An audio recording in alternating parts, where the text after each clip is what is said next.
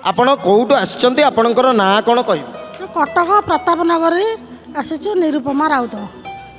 ଆପଣ କଟକରୁ ଆସିଛନ୍ତି ଆପଣଙ୍କର ନାଁ ନିରୁପମା ରାଉତ ନୁହଁ? ଆଚ୍ଛା ତାହେଲେ ମା ମହାପ୍ରଭୁ ଜଗନ୍ନାଥଙ୍କ ଉପରେ ଆପଣଙ୍କର କ'ଣ ଅନୁଭୂତି ଅଛି ଆପଣ ଜଣେଇ?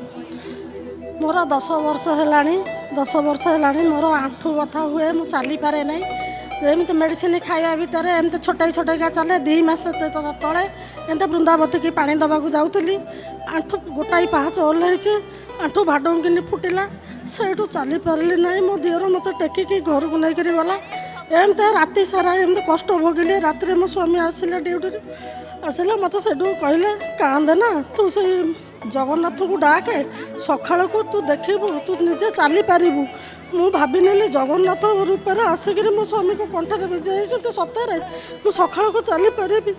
ସତରେ ଜଗନ୍ନାଥ ଏମିତି ମାୟା କଲେ, ମୁଁ କିନ୍ତୁ ସକାଳକୁ ଉଠିକି ଚାଲିପାରିଲି। ଏମିତି ପୁଅ ମେଡ଼ିକାଲ ନେଇକି ଯାଉଥିଲା, ପର୍ସ ହଜିଗଲା। ATM କାର୍ଡ଼ ଥିଲା, 7,000 ଟଙ୍କା ଥିଲା। ସେଇଠୁ ମୁଁ କହିଲି ଜଗନ୍ନାଥ ସତରେ କଟକ ଗୋଟା ସହର, କେମିତି ମିଳିବ ଏମିତି ପର୍ସଟା, କେମିତି ମିଳିବ, କିଏ ଦେବ? ଜଗନ୍ନାଥ ଯଦି ଅଛ, ମୋର ତ ଆଶା ନାହିଁ। ଜଗନ୍ନାଥ ତୁମେ କ'ଣ କରିବ?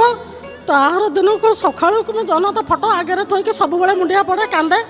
ସେଠୁ ଜଗନ୍ନାଥ ସେଠୁ ଏମିତି ମାୟା କଲେ, ସକାଳକୁ ଫୋନ୍ ଆସିଲା, ତୁମ ATM କାର୍ଡ଼, ତୁମ ପର୍ସ ଆମେ ପାଇଛୁ, ଆଉ ଦୋଳମୁଣ୍ଡେଇ ଛକରେ ଆସିକି ତୁମର ନେଇଯାଆନ୍ତୁ। ମୋ ପୁଅ ସେଠୁ ଗଲା, ତାର ସେଠୁ ଆଣିଲା। ସେଇଠୁ ସେ ପିଲାଟାକୁ 1,000 ଟଙ୍କା ଖୁସିରେ ତାକୁ ଦେଲା। ଏମିତି ଏଇ ଅନୁଭୂତି ମୋର ଥିଲା। ଆଉ ସ୍ୱାମୀଙ୍କର ପାଦ ଏମିତି ହେଉଥିଲା, ଭଲ ହେଇଗଲା, ଜଗନ୍ନାଥଙ୍କୁ ଡାକିକିରି ଭଲ ହେଇଗଲା।